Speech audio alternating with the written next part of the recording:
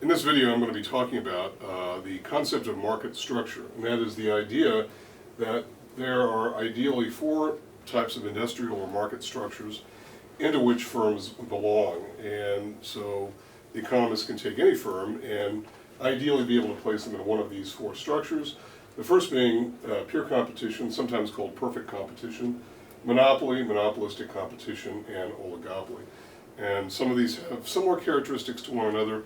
However, the first two that we're going to be talking about, which are also presented in your text in this particular order, is pure competition versus monopoly, which should be said are really night and day opposites of one another.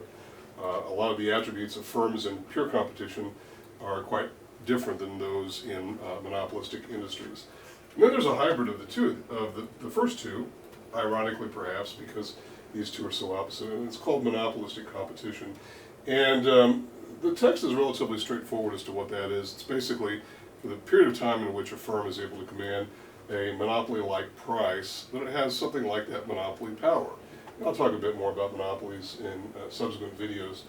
Over time, though, it sort of reverts back to the purely competitive structure. And then the final one of all is probably the most interesting, oligopoly. And oligopolies have certain unique characteristics and some things in common with both monopoly and monopolistic competition. Taking these last three, monopoly, monopolistic competition, and oligopoly, we can sort of lump these together as one category by calling these imperfectly competitive industries. And so they're identified really by what they're not, and what they are not is pure competition. So if they're not pure or perfect competition, they must be imperfectly competitive. And what's interesting about that is, though, even though the term is imperfect competition, and we tend to value competition quite highly, a very large proportion of the total output in the U.S. economy is comprised of firms that compete in one of these monopolistic, imperfectly competitive industries. Okay? And then the thing that we should say as we kick off this discussion, first beginning with pure competition, then monopoly, is what the objective of the firm is. And this has been stated prior, but it's to maximize economic profit.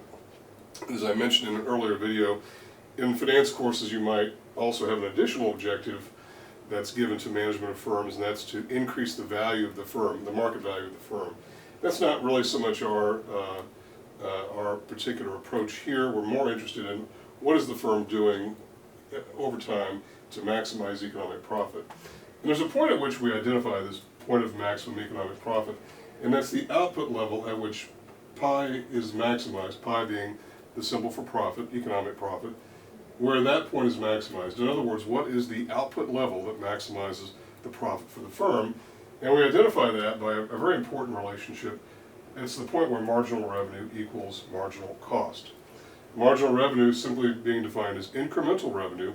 What does the firm earn from producing the next unit of output, or even to extend that analysis, the next 10 units, 1,000 units. And it's the change in total revenue divided by the change in total cost.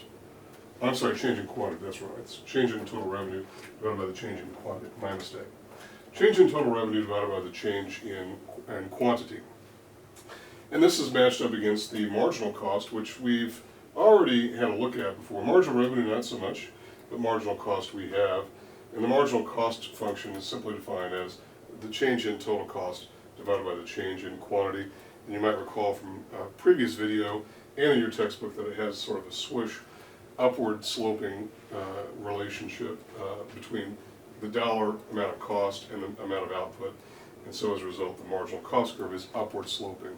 And so in subsequent videos, we'll talk a bit more about how this applies, these relationships apply in terms of profit maximization to each of the industries that we'll be talking about, particularly pure competition and these three more or less collectively, monopoly, monopolistic competition, and oligopoly. And so I'll see you in those videos, and we'll talk more about those relationships then.